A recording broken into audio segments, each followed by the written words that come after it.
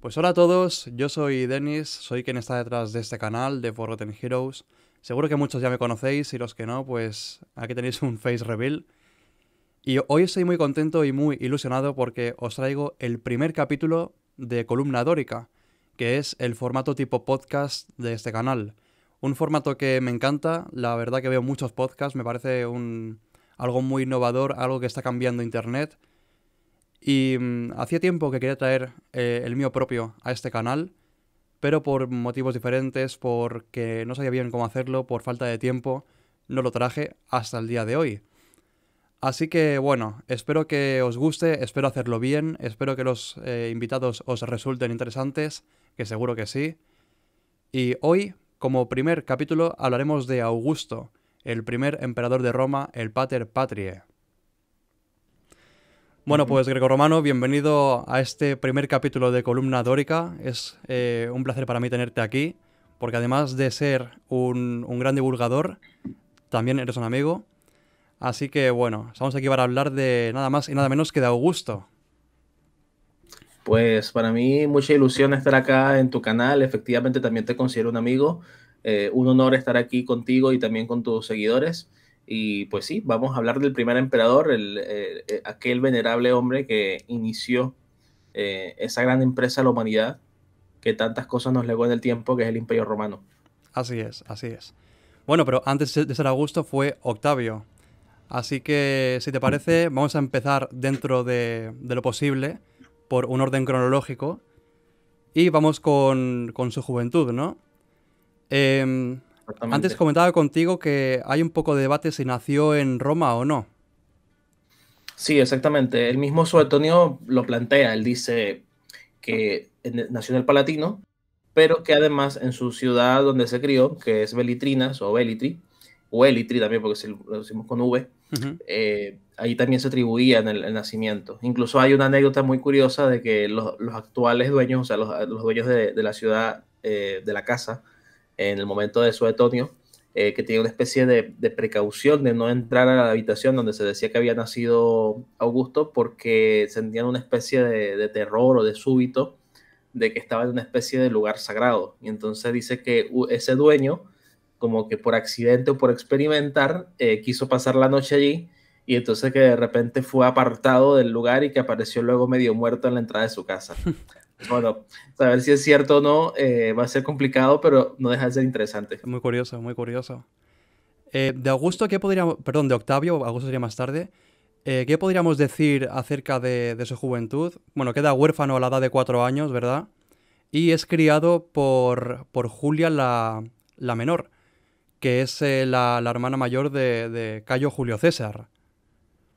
Sí, exactamente. A mí me gustaría, como te decía, incluso antes de entrar como tal en la niñez, hablar también del origen, porque alguna Ujú. vez alguien me dijo, como te comentaba, que supuestamente puede tener un origen galo y cosas extrañas que se inventa la gente, cuando en realidad la fuente es muy explícita, porque dice textualmente, muchos hechos revelan que la familia Octavia fue en otro tiempo una de las principales de Bélitras, ¿no? Que es esta ciudad de los Volscos. De hecho, a la nota a pie de página, Editorial Clásica Gredos dice, hoy Bieletri, ciudad situada al sur de los montes albanos, en el Lacio. O sea, no es territorio originalmente galo, es itálico 100%, es territorio Itálico. latino. Bellatrix sería Sí, también, ¿no? Tiene Bellatrix. exactamente. Ujú. Entonces, más adelante en la fuente encontramos otras referencias, como por ejemplo que él no pertenecía originalmente a los patricios como tal, a los patres mayores, sino a los patres menores, y que esa familia perteneció a los patricios por un breve periodo de tiempo y después otra vez cayó en lo que son los plebeyos, pero después volvieron nuevamente a tener una posición de patricios y tuvieron varios ancestros, participaciones importantes en las guerras púnicas y en otras más. En su primera instancia. Sí. A priori, a pesar de que Octavio nace en una familia, bueno, de la aristocracia romana, tampoco hay ningún indicio de que será alguien importante o relevante en la política romana en un futuro, ¿no? Esto hasta que su tío abuelo, Cayo Julio César, le nombra como su hijo adoptivo. ¿Cuál fue la relación que tenían Octavio y Cayo Julio César, ella en su juventud, me refiero a la juventud de Octavio. Bueno, la relación inicialmente que podemos intuir que distante, o sea, obviamente sabía de la existencia de su sobrino y tal, pero siempre había como la intención de incluirlo en las campañas militares. Y por diferentes motivos Octavio no podía presentarse porque se había enfermado o porque habían ocurrido incluso hasta un naufragio, ¿no? Incluso se dice que esa rapidez con la que acudió a pesar del naufragio y cuando conoció su carácter como tal, entendemos que lo conoció en persona, César quedó de alguna manera deslumbrado por las características de su sobrino. O sea, se dio cuenta Ujú. de que no era su sobrino y ya, sino que era alguien que prometía. Pero, exacto. Vio en él unas grandes cualidades, ¿no? Exactamente. Y yo creo que esas grandes cualidades pueden quizás estar relacionadas con un carácter quizás un poco introvertido, ¿no? Una personalidad quizás un poco, vamos, no lo común, porque como él queda huérfano a los 4 años de su padre había sido, creo que pretor o tribuno, no recuerdo bien, un cargo en Macedonia. Entonces, cuando iba a recibir el cargo de cónsul y volvía a Roma, fallece. Y Octavio tenía 4 años. Entonces, eso lo lleva a criarse entre mujeres, ¿no? Mujeres romanas. Eso es lo que tú preguntabas antes, ¿no? El papel. De hecho, él hace el discurso fúnebre de su abuela, así que también podemos intuir una cercanía que tenía con esta mujer, seguramente una mujer muy conservadora, muy tradicional. Ujú. eh, ahí fue donde él, digamos, tiene primer contacto con la cultura, en ese seno familiar y ya luego con la cultura griega en su máximo esplendor en la ciudad de Apolonia, donde se Exacto. estuvo formando, donde estuvo estudiando filosofía, obviamente con griegos de la época y conociendo todas las escuelas que pueden ser los académicos, los estoicos, los epicúreos incluso, o sea, nutriéndose de todo ese bagaje. Sí. Bueno, esto era algo que hacían muchos romanos de alta cuna, ¿no? El ir a Grecia, digamos, a culturizarse. Y Augusto, como bien dices, lo hizo en la ciudad de Apolonia, que estaría en la zona del Epiro, ¿no? Epiro y Liria. Exactamente, exactamente. Otra cosita que me parece importante mencionar Sí, es que en unas cartas, eso lo menciona Suetonio también, en unas cartas de Cicerón a otro personaje romano, a otro gobernador, él le dice, sigue el ejemplo de Octavio, o sea, el padre de nuestro Octavio, porque en su gobierno en Macedonia había conseguido muchos aliados y mucha era un buen gobierno considerado por los senadores romanos y por Cicerón, imagínate, un hombre tan crítico con con todo lo todo. que fuera reformista Sí. y con todo realmente, y tan escrupuloso, tan bueno Cicerón, que elogia al padre de Octavio, de Octaviano. Yo creo que también revela que quizás su familia, o quizás esa buena gente que era, por decirlo de alguna manera. Ujú. Bueno, es de hecho cuando está en Apolonia, a la edad de 19 años, un jovencillo, cuando se entera de que bueno, su padre adoptivo, Julio César, fue asesinado en el Senado. En este punto, a él le recomiendan que se resguarde en Macedonia por lo que pueda pasar y tal. Y él lo que hace es justamente lo contrario, ¿no? Que es ir a Brindisi, ir a Italia, y en cuanto se entera de que le ha dejado la herencia, de que le ha dejado una gran suma de dinero, lo que hace es coger parte de este dinero y empezar a levantar ya un ejército, ¿no? Empezar a... Bueno, entre ellos muchos veteranos de César, de Julio César, y es justamente aquí donde adopta el nombre de su padre adoptivo, de Julio César, ¿verdad? Sí, exactamente. Cuando él ya es como heredero de César, ahí es que pasa a llamarse Octavio César. Eh, Suetonio también, de alguna manera, dice o da a entender que él ya en Apolonia se entera de que es heredero de César. Y una cosa que tú y yo conversamos la otra vez, que podría ser perfectamente, quizás en esos momentos de intimidad que no, obviamente no están en las fuentes, donde César hablaba con su sobrino y quizás planificaban y compartían su visión del mundo, seguramente le decía, tú Exacto, deberías sucederme, ¿no? exacto, Y eso obviamente nos daría a pensar que quizás igualmente iba a haber un imperio, ¿no? exacto. Sí, es lo que hablábamos, ¿no? Que siempre hay que tener muy en cuenta las fuentes, pero también el factor humano. Y bueno, puede ser que hayan situaciones, uno, a poco que tenga uno algo de imaginación, puede llegar a la conclusión de que habrían este tipo de conversaciones, ¿no? Entre, bueno, más de ámbito privado. Y sí, es muy posible, como bien dices, que Cayo Julio César y Octavio hablarán de esto, hablarán de esos temas. Es muy plausible. Bueno, en este punto, cuando Julio César muere, es asesinado en el Senado, hay que dejar claro que se crean rápidamente dos facciones, ¿no? Serían más los cesarianos, que son aquellos amigos o familiares de César, o aquellos afines a Julio César, y aquellos que, digamos, son los asesinos de César o los opositores a César, ¿no? Sin embargo, entre la facción de los cesarianos, Marco Antonio siempre se llevó muy mal con Octavio, ¿de acuerdo? Con todo, cuando Octavio llega a Roma se encuentra de que Marco Antonio tiene una especie de tregua con los asesinos de César, ¿no? Porque tenía, digamos, el favor del público, el favor de la plebe. Al pronunciar ese célebre discurso a César, se gana a la plebe, de modo que los asesinos de César, bueno, pues ven conveniente no tocarle y firmar una especie de tregua tensa con él. Bueno, ¿cómo Sí. definirías cuando Octavio llega a Roma, ¿no? Esas asambleas que convoca para dirigirse a la plebe y para presentarse como el heredero de Julio César?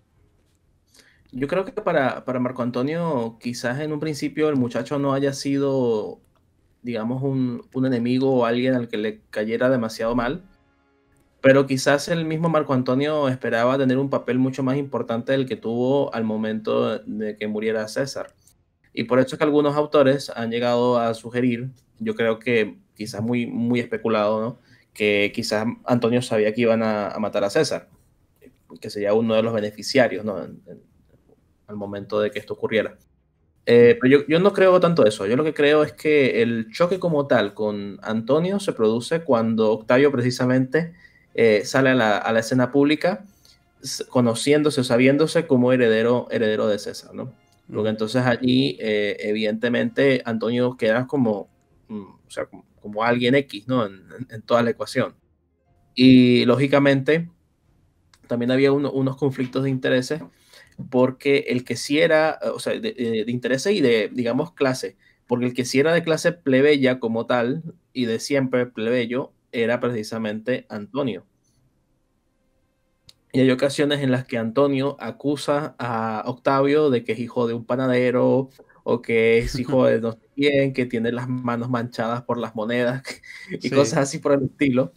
Pero claro, se ve es por eso mismo, porque Antonio sí era de origen plebeyo. Y evidentemente él, ¿cómo podía rebatir a, a Octavio? Octavio. Bueno, precisamente por su virtus, por su valor militar, porque Ujú. Antonio sí que era buen militar.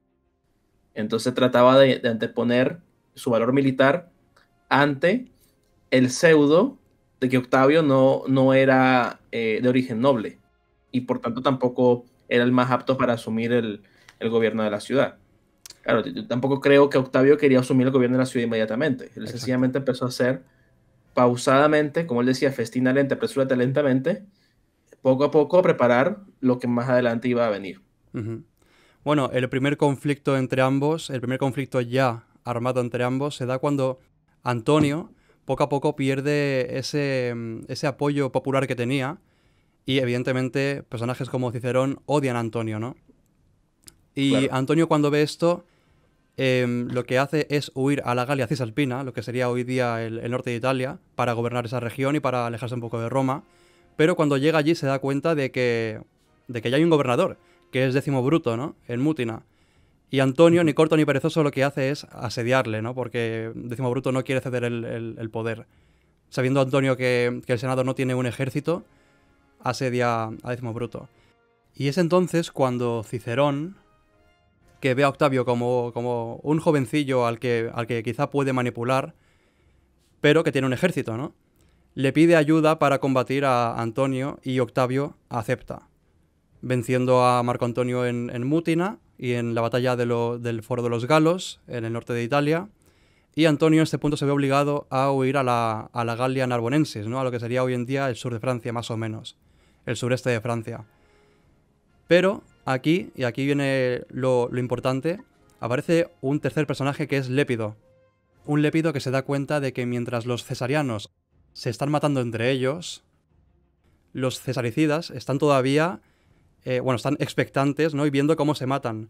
Entonces propone formar una tregua y compartir el poder, ¿no? Formar el segundo triunvirato.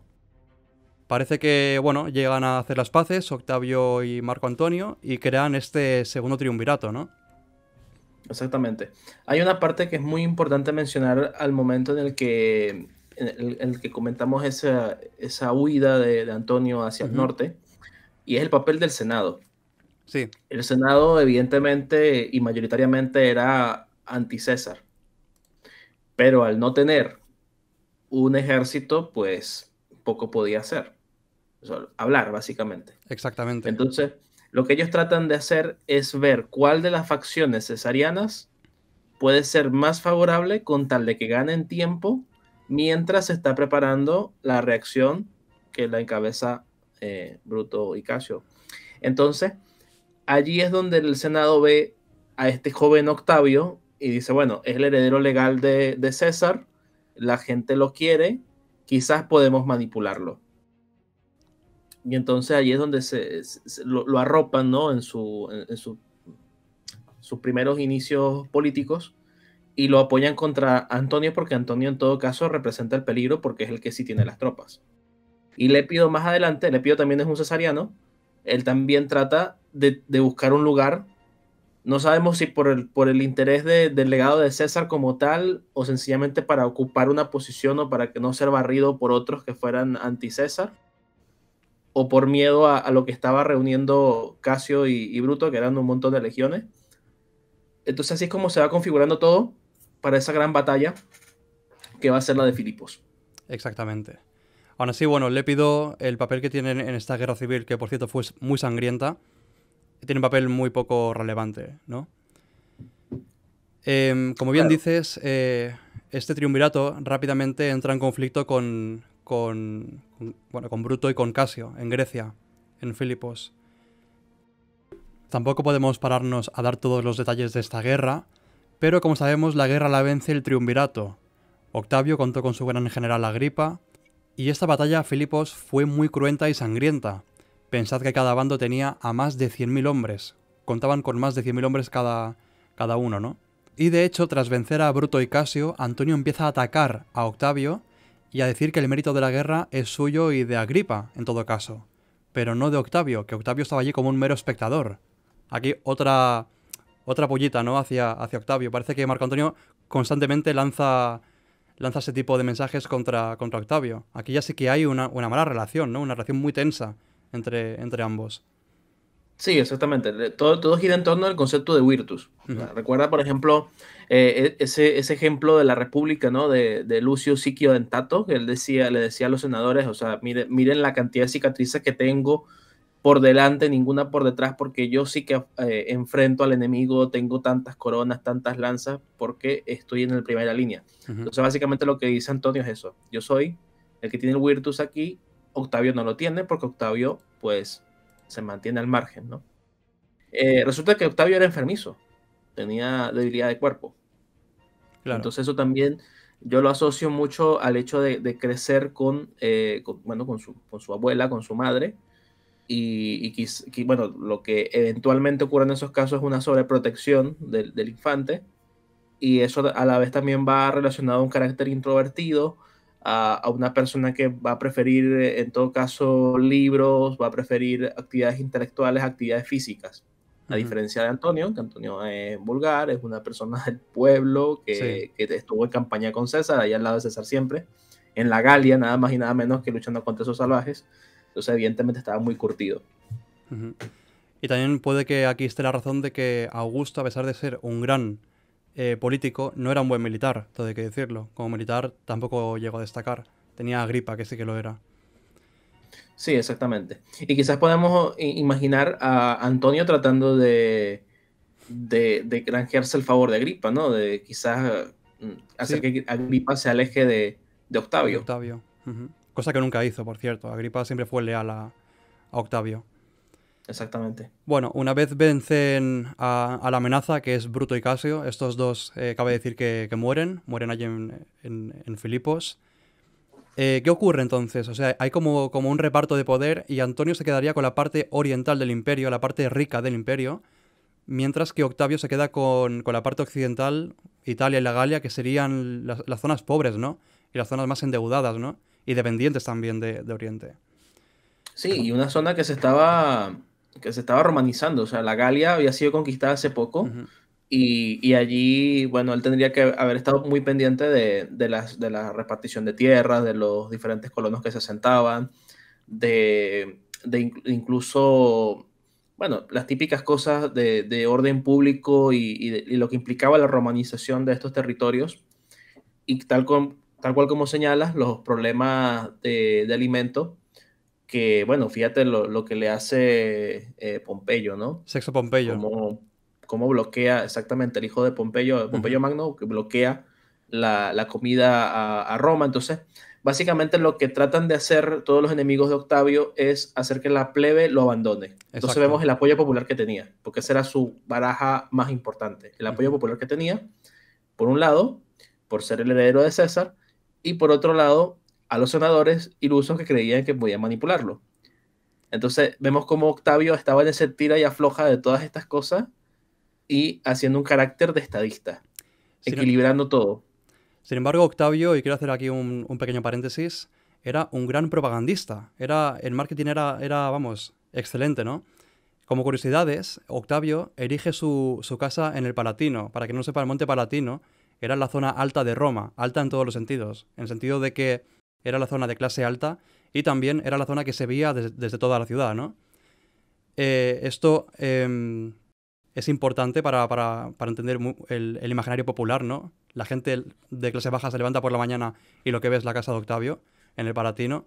Y otra cosa muy curiosa es que erige su casa de manera que conecte con el templo de Apolo, como dando a entender que él de alguna forma está conectado con Apolo, ¿no?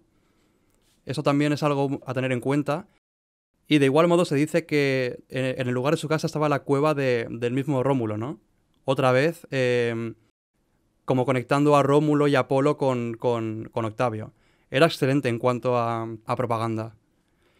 Sí, yo también veo que en esa cercanía que tiene con Apolo también tiene algo que ver con su salud. El hecho de que él fuera enfermizo y el hecho de que Apolo y Ujú, mediante su hijo Esculapio sean los dioses o las divinidades de la medicina, también puede demostrar un interés sincero del emperador por tener buena salud y quizás por erigir a Apolo como su figura protectora, pero Apolo le va a acompañar en todo el tiempo. Y eso es muy interesante porque contrasta con el aspecto, e incluso lo que mismo Antonio hacía, de atribuirse características dionisíacas, ujú. precisamente para simpatizar con la plebe. Cosa difícil, pero que la plebe solía hacer en el pasado. Acuérdate de aquel momento cuando la plebe abandona a los senadores en época republicana, que se va a una montaña y forma su propia ciudad y colocan allí a dioses en contraposición a la triada capitolina de Júpiter, Minerva y Marte, a ellos o Juno, y se ponen por allá con Ceres, Baco y Perséfone, bueno, Ujú, Pepina. O ujú. sea, se buscan una contraparte. Entonces, vemos esa dualidad que se ve en un principio, tanto por carácter como por elementos religiosos. Y bien como señalas, exactamente, hay una intención propagandística, hay una intención de dar un mensaje y Octavio se muestra como una especie de protector de la razón también, de la razón del Estado que él iba a dirigir pronto. Exactamente.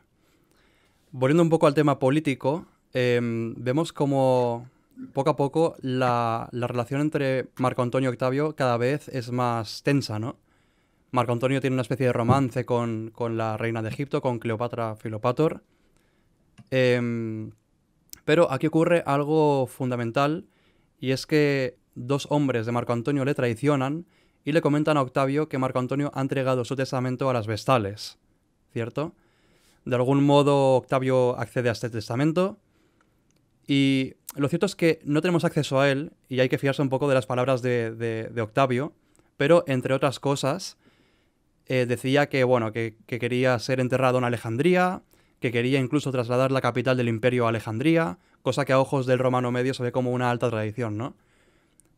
Fijaos, y hago otro énfasis a la capacidad, digamos, de propaganda de Octavio, que cuando anuncia esto, cuando anuncia que Marco Antonio tiene intención de ser enterrado en Alejandría, en ese mismo momento lo que hace Octavio es comenzar la construcción de su mausoleo, de su tumba, ¿no? En Roma.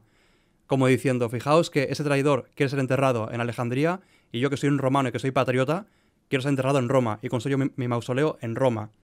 Una vez más vemos ese tempo, ¿no? Siempre sabe bien cuándo hacer las cosas y cuándo aprovechar ese tipo de oportunidades, digamos. Sí, es que eso es lo que lo define como un gran estadista. Exactamente. El saber aprovechar el tiempo y el momento preciso para enviar declaraciones públicas que le afiancen más en el poder. Un dato interesante de esto es que acceder al templo de Vesta o buscar un testamento allí es algo pues algo que no se debía hacer. Claro, claro. No obstante, nadie se lo achaca, porque es menos malo que lo que está planeando hacer Antonio, según dicho testamento, ¿no? Que tampoco sabemos exactamente hasta qué punto podía ser. Pero lo cierto es que Marco Antonio también había sido muy, podemos decirlo, quizás muy a la ligera, un poco tonto a la hora de hacer algunas cosas en Egipto, que efectivamente le iban a granjear la desaprobación romana. Por ejemplo, se dice que había organizado una especie de triunfo en Alejandría, ¿no? Y eso es un despropósito, eso no se podía hacer en Alejandría, eso ya de por sí era usurpar a Roma. Entonces, evidentemente, podemos decir que la propaganda que hizo Octavio era buena o muy buena, pero la verdad es que Antonio se hacía un flaco favor a sí mismo. Sí, se lo dejó muy fácil, digamos. Se lo dejó muy fácil con ese testamento, ¿no? Sí, exactamente. Y hay otra cosa muy interesante a propósito del romance de Antonio y Cleopatra, que hay mucha gente que dice, y lo hacen por la intención clara de blanquear, ¿no?, a un proceso histórico posterior, y dicen que supuestamente la Biblioteca de Alejandría se quemó en época de César. Sí. Pero muchas veces olvidan el dato de que durante el romance de Antonio y Cleopatra muchos libros fueron sacados de Pérgamo y llevados a Alejandría precisamente para reemplazar la pérdida que se había tenido. Por tanto, la Biblioteca de Alejandría, a pesar del siniestro que hubo en época de César, continuó funcionando en época de Antonio y más adelante también. Hasta época cristiana, ¿no? Digamos. Exactamente. Hablaremos de esto en otro capítulo, ¿no? De Alejandría y de la luz, el faro del Mediterráneo, ¿no? Exactamente. Bueno, en este punto, una vez se conoce y se hace público el testamento de Antonio, y todos los romanos saben de su traición, Octavio lo tenía muy fácil para convencer al Senado para declarar la guerra a Cleopatra, que no a Antonio, a Cleopatra. Exactamente. Sí. ¿Cómo es este proceso? ¿Cómo es este proceso de declarar la guerra? ¿Cómo comienza todo, digamos, a pasar ya a las armas? Bueno, evidentemente se ve feo hacerle la guerra a otro romano, ¿no? Porque entonces eso es asumir que estamos entrando en otra guerra civil. Entonces ellos lo que hacen es declarar la guerra a Cleopatra. ¿Por qué? Porque Cleopatra es una reina oriental, adoradora de serpientes y de otros seres que se arrastran, y además tiene toda una tradición esotérica, ¿no? Por tanto podemos decir que es la reina bruja que embrujó a este pobre siervo de Roma, que es Marco Antonio, que ahora está haciendo la voluntad de esta mujer tan impía, ¿no? Entonces, allí es donde precisamente digamos, se ordena todo para que los romanos no tengan, digamos, problemas de ir a la guerra contra Antonio. Y acto seguido vemos la batalla de Actio. Exacto. Una batalla masiva, una batalla como nunca antes se ha visto y como más nunca se volvió a ver en el Mediterráneo, hasta Lepanto, en el que precisamente unas flotas inmensas chocan, se disparan todo tipo de proyectiles, y donde finalmente se retira Cleopatra primero y Antonio no se sabe por qué también la sigue, y entonces ahí ya digamos que la suerte está echada. La gran victoria obviamente es obra y gracia de Agripa. Exacto. Sirviendo a Octavio. Octavio, con los despojos de la batalla, con los espolones, hace una ciudad en la costa griega y hace un templo de Apolo también, vinculando, y precisamente a Apolo, creo que le llaman Apolo Actio o algo así, precisamente en honor de la batalla. pero no es la única batalla que hay. Luego hay otras en Egipto. Hay otras batallas en Egipto Menores, pero previo. Sí, exacto. Previas a la derrota definitiva de Antonio y su suicidio. Y vale decir que muchos romanos de bien que estaban en las filas de Antonio eran leales a Antonio porque, bueno, era el líder Exacto.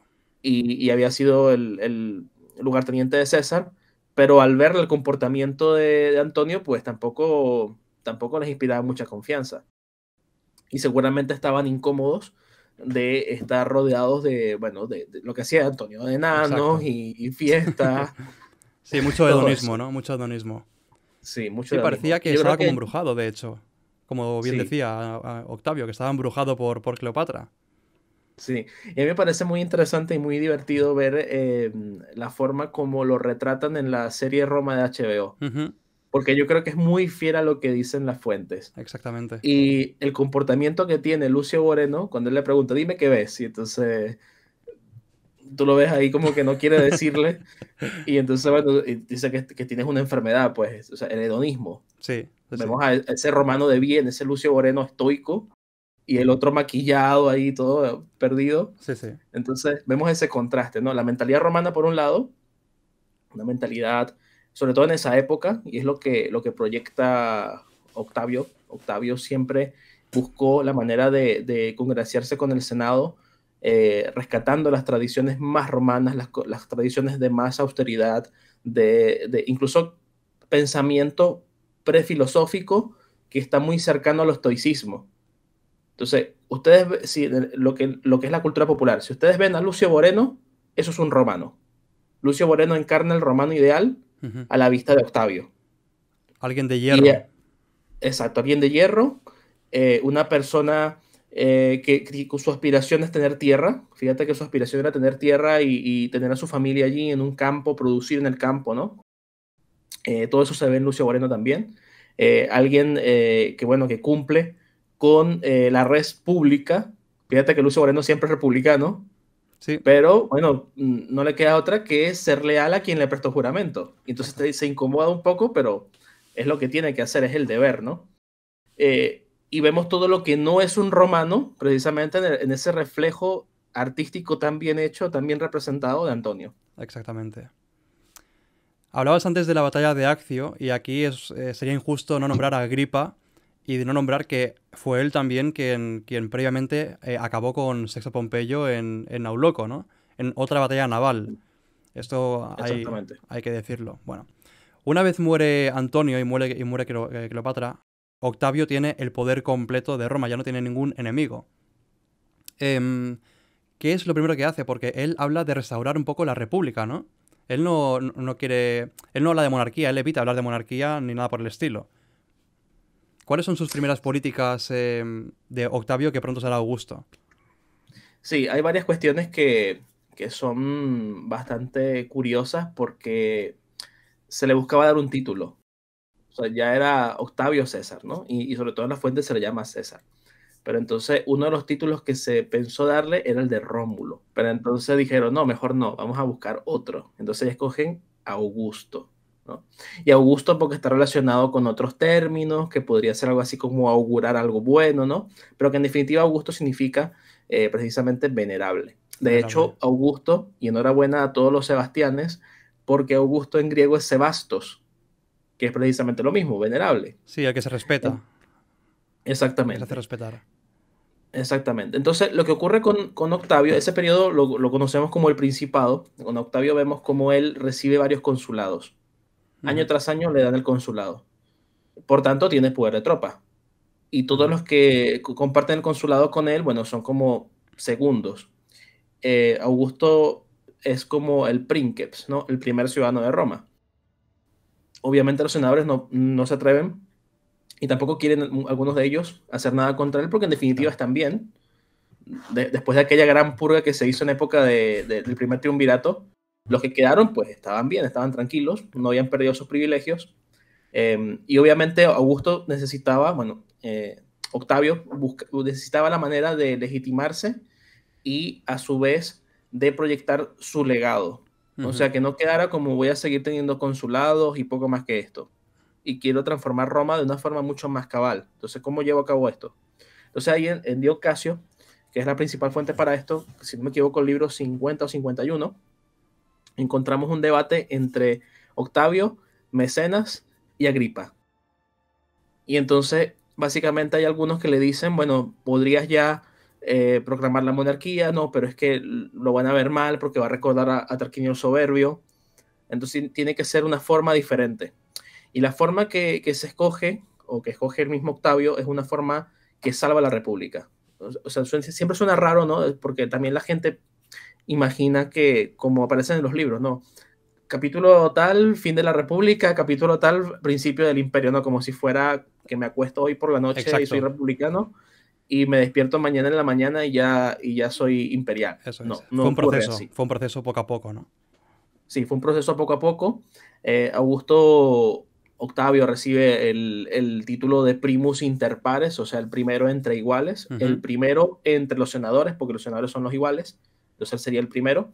Y él lo que resuelve es que la forma que se venía utilizando a nivel de república se iba a mantener en todas las ciudades y en todas las provincias que fueran pacificadas. Entonces te pongo un ejemplo muy sencillo. Sí. La provincia de Narbonensis, donde estaba Narbo Martius, esa provincia había sido conquistada y romanizada hace siglos. Entonces, esa provincia iba a ser una provincia, digamos, entre comillas, civil, que le iba a gobernar el Senado. Allí estaba prohibido entrar con armamento, prohibido entrar con la lórica musculata y con tropa. Ahí, si eras un militar, tenías que ir con toga, Sí, porque era pacífico. Ahí estaba la Pax Romana. Ahí no exactamente. había arma alguna. Ahora, si vamos a las provincias que están en torno al Rin o en torno al Danubio, allí no había un gobierno civil, allí había un gobierno militar, con los gobernadores militares, los procónsules nombrados por el propio Augusto, hombres de confianza, los cuales iban a tener bajo su cargo el imperium de esas tropas que eran evidentemente de Octavio. Entonces ahí es donde se incorpora una serie de elementos al ejército, como por ejemplo la imago, ¿no? Que es la imagen del emperador. Cada uno de estos está representando al emperador, a ese primus inter pares, a ese princeps, y eso es básicamente el imperio, esa división de poderes.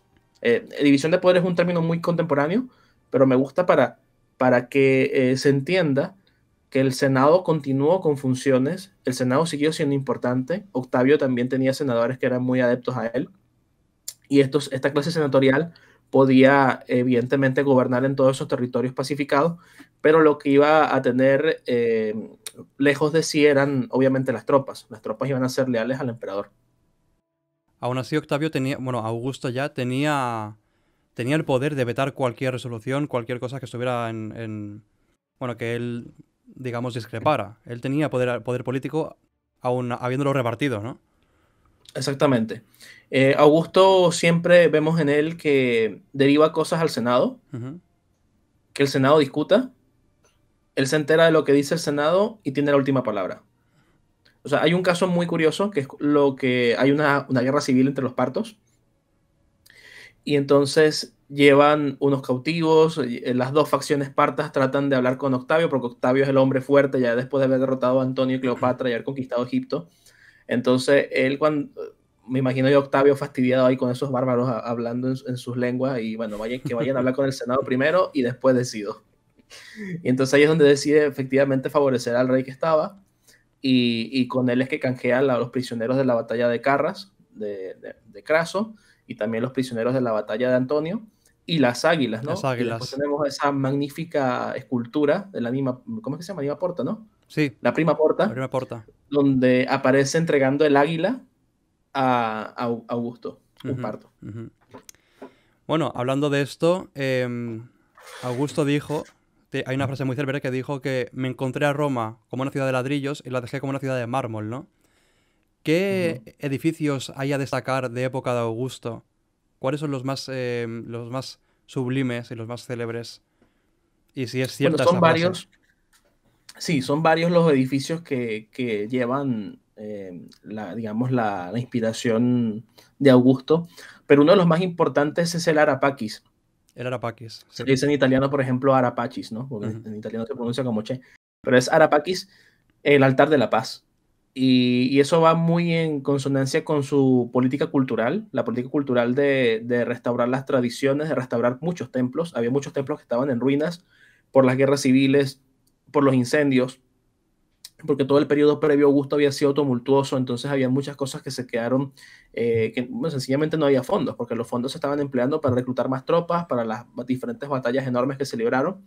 Y entonces Augusto lo que hace es reparar todos estos templos, reparar tradiciones y rescatar o formar cultos muy filosóficos en torno a conceptos. Entonces, por ejemplo, uno de esos conceptos es la Pax, ¿no? Ujú. Entonces ahí viene el Arapa, que es el altar de la paz, el cual estaba en el campo de Marte, aparte del templo en sí, que es una preciosidad absoluta.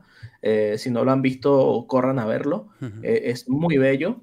Ahí se ve justamente esa faceta cultural también de rescate de las tradiciones, porque vemos a Rómulo, vemos la loba capitolina, vemos a la diosa Tellus, ¿no? Vemos toda una serie de alegorías y divinidades que están en torno a la familia imperial, y además está el Res Gestae, que es precisamente todo este testamento político de Augusto. Además de eso, había un obelisco y era un reloj solar, todo aquello. O sea, era una monumentabilidad, vamos, Increíble, exquisita. Sí, increíble, increíble. majestuosa. Bueno, Augusto tiene uno de los mandatos más largos, si no el más largo, de todo lo que es el Imperio Romano. 44 años en total estuvo. Y con él vino también la llamada Pax Augusta. Con él se cierra la puerta del templo de Jano, ¿no? Por fin. Evidentemente, durante esos 44 años ocurrieron muchas cosas, fueron muchos los puntos a destacar a nivel político y también a nivel militar, ¿no? Hubieron varias guerras, como las Ilirias, también en Germania. Pero, ¿qué es lo que más destacarías de estos 44 años de gobierno, ¿no? Bueno, es un imperio, como señalaba antes, con su asociación Apolo, un imperio de la razón, porque todas las políticas de él tienen una razón de Estado y tiene un proyecto muy grande, eh, tanto de la restauración material, como esa frase encontré Roma hecha con ladrillos, la dejé vestida de mármol, que Ujú. es majestuosa, suena hasta muy bien. Sí, Eh, Además de eso, el tema moral, ¿no?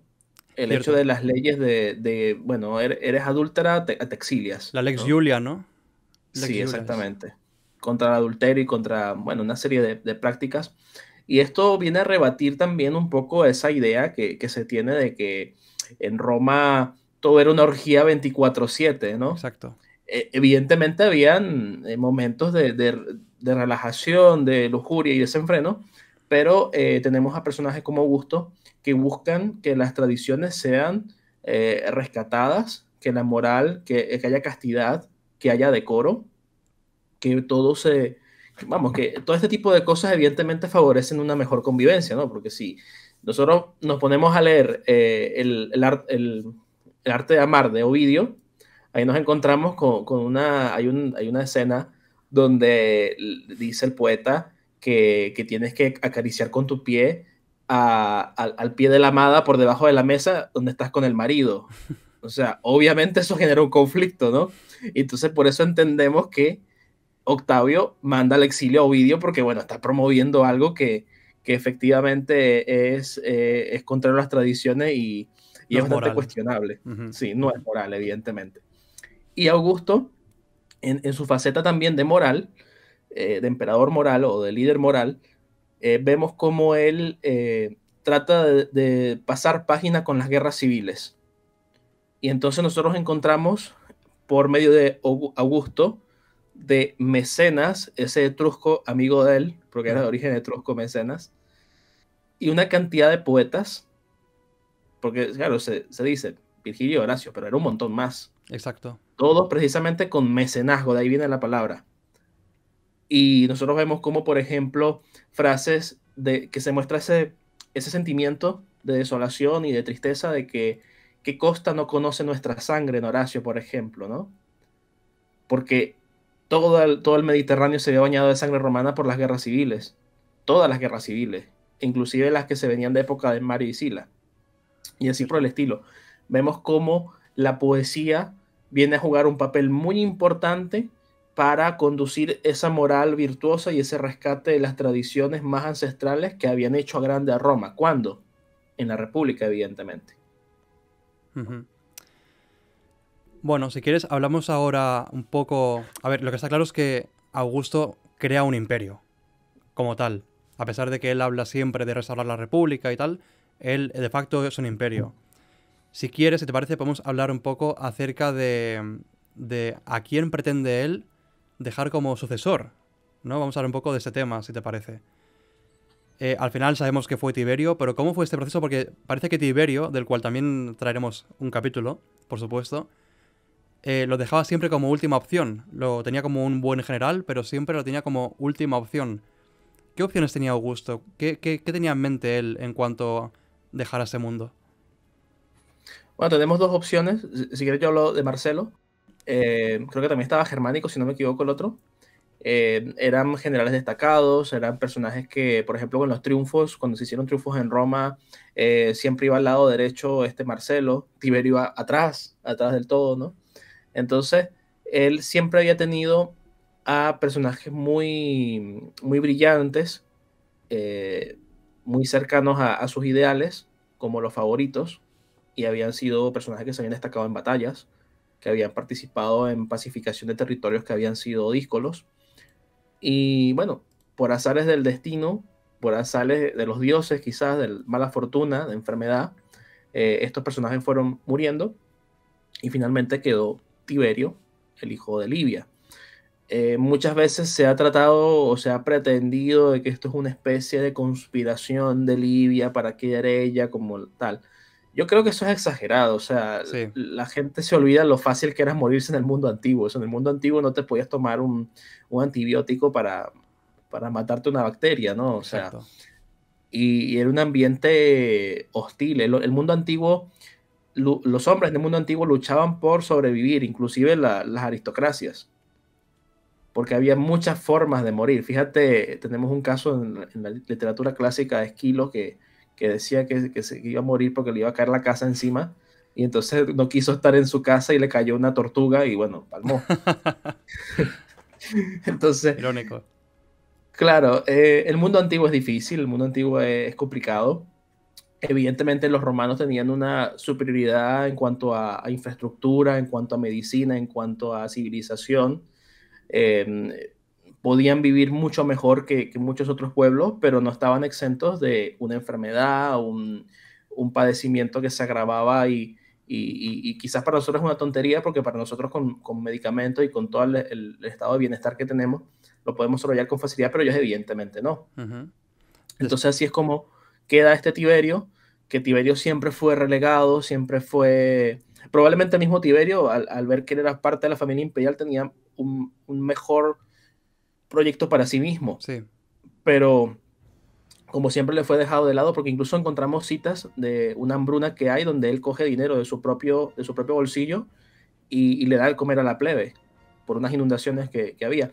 Entonces, Tiberio yo creo que era una buena persona, fue buen militar, pero ese apartarlo de sus probables ambiciones le jugó en contra a largo plazo. Fíjate qué curioso que siempre se le acusa a Tiberio como un misántropo, ¿no? Porque siempre busca huir, aislarse de todo el mundo.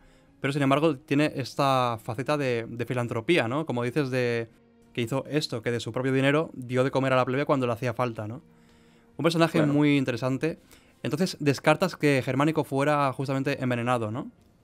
Como se dice. Sí, sí, lo descarto. Ujú. Porque además también hay que tomar en cuenta que muchas de estas cosas que se dicen negativas de estos personajes son recogidas por la clase senatorial eh, siglos o décadas después de lo ocurrido. Por ejemplo, Suetonio escribe en época de Adriano. O sea, evidentemente pocos le podrían echar en cara algo en esa época. Evidentemente Suetonio no nos escribe nada de Adriano. Si hubiese escrito de Adriano, ¿qué no diría, no? Exactamente. ¿Qué no Por lo que diría? sabemos que hacía Adriano. Entonces, lo que hace Suetonio y lo que hacen otros autores es que ellos recogen lo bueno y lo malo. Por ejemplo, en Suetonio encontramos ese dato donde aparece Marco Antonio diciendo que Octavio era hijo de un panadero, pero también encontramos las cosas buenas de Octavio, ¿no? Y eso pasa con todos los emperadores. O sea, encontramos siempre la parte B y la parte A. Depende del oyente, depende del que estudia, el que lee, si se queda con la parte A o con la parte B. Yo como soy romanista, para mí Roma todo lo hace bien, pues me quedo con la parte buena. Comparto esa visión, comparto esa visión. Bueno, hemos hablado un poco de, a nivel político, el legado político de Augusto. A nivel bélico, a nivel de conquistas, ¿cuál sería, digamos, las guerras más destacables? Tenemos, por ejemplo, las guerras cántabras, ¿no? Que incluso Octavio, bueno, Augusto ya, hace acto de presencia. ¿Cómo fueron esas guerras cántabras? ¿Cómo se originan y cómo se desarrollan?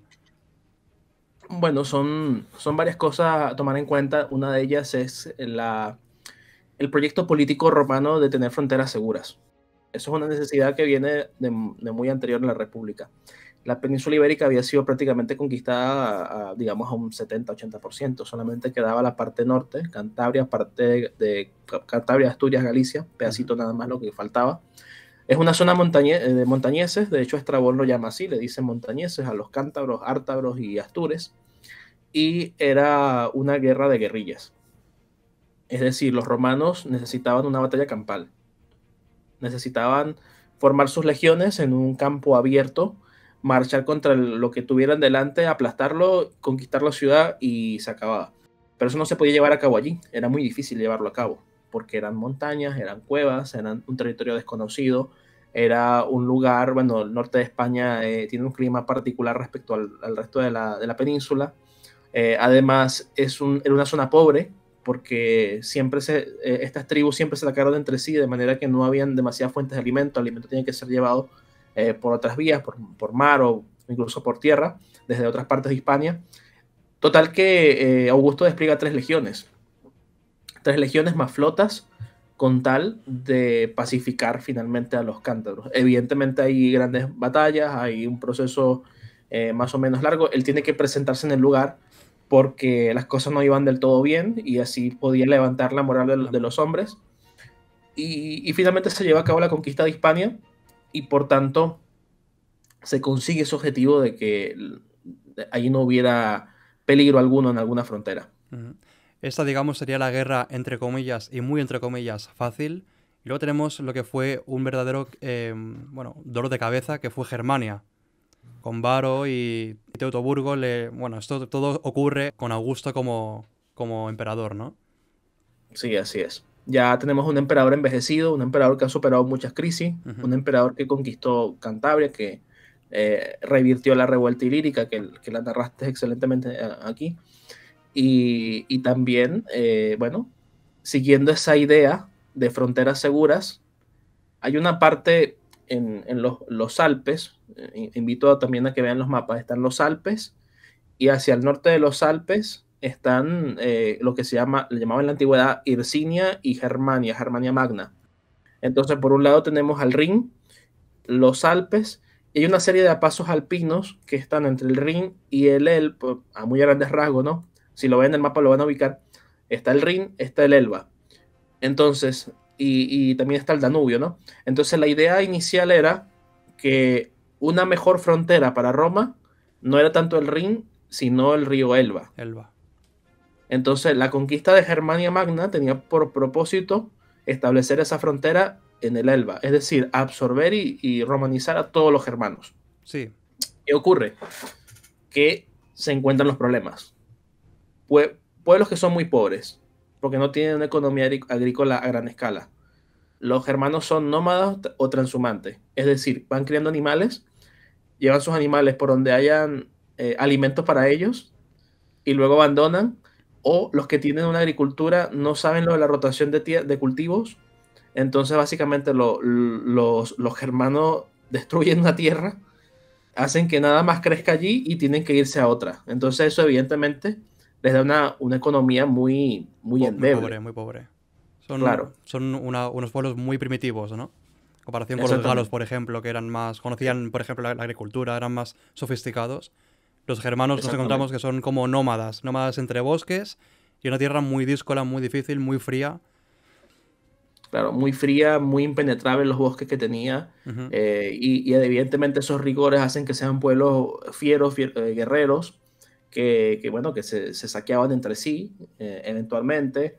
se raptaban, hacían varias cosas que evidentemente para los estándares de civilización de la época dejaban mucho que desear, ¿no? Cosas que no ocurrían en Persia, por ejemplo, no ocurrían en Grecia, no ocurrían en Egipto, no ocurrían ni siquiera entre los etíopes, ocurrían en Germania. Exactamente. Y un dato muy interesante de todo este proceso, para entender, ¿no? El por qué Roma, porque muchas veces la gente se queda, bueno, sí, le derrotaron en Teutoburgo, mira cómo humillaron a los romanos y bueno, no pudieron seguir, jaja, ok, Exacto. pero ¿por qué? ¿Cuál es la raíz de eso?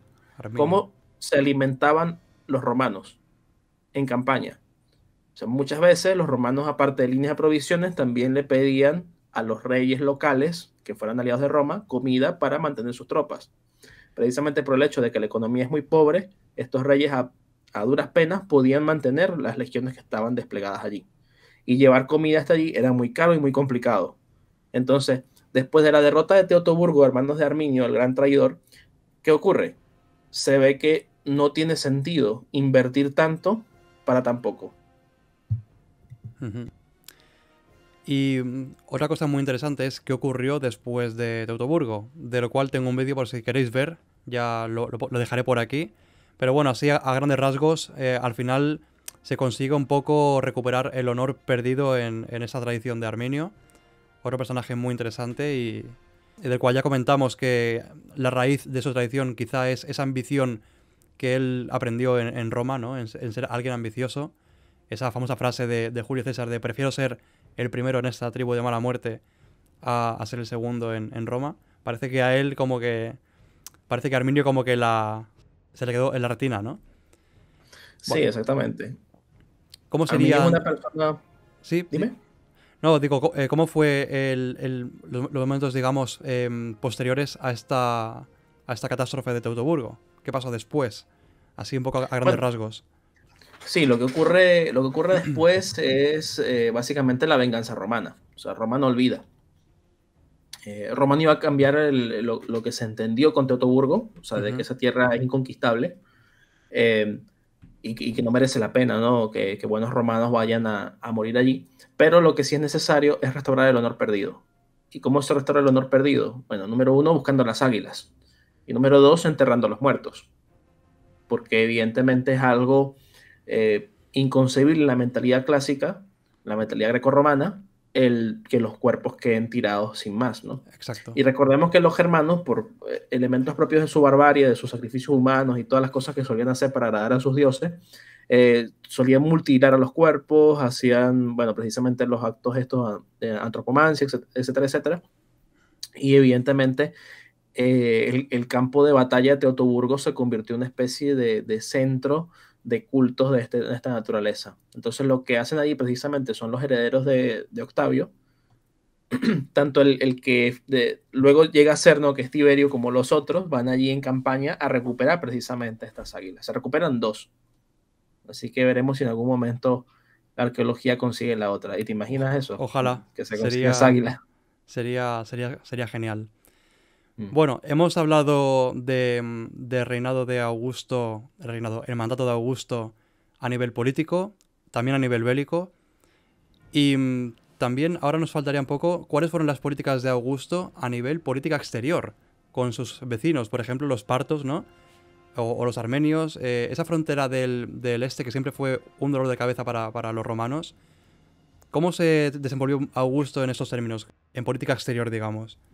Sí, bueno, en política exterior, Augusto, gracias a su victoria en Actio, se vuelve una persona a tener en cuenta, alguien que ningún reyesuelo y ningún rey en ninguna parte quiere enfrentar, porque sabe que le puede venir encima. Bueno, de hecho, en la época de Augusto había más legiones de las que finalmente, porque él desbandó algunas, porque era muy caro. De hecho, una de las cosas que tiene que ver con esa política exterior es los tratados con los reyes clientes. Es decir, Roma, nosotros vemos el mapa completamente coloreado de rojo, ¿no? Cuando vemos el Imperio Romano en época de Augusto. Pero hay que destacar que hay reinos dentro del imperio.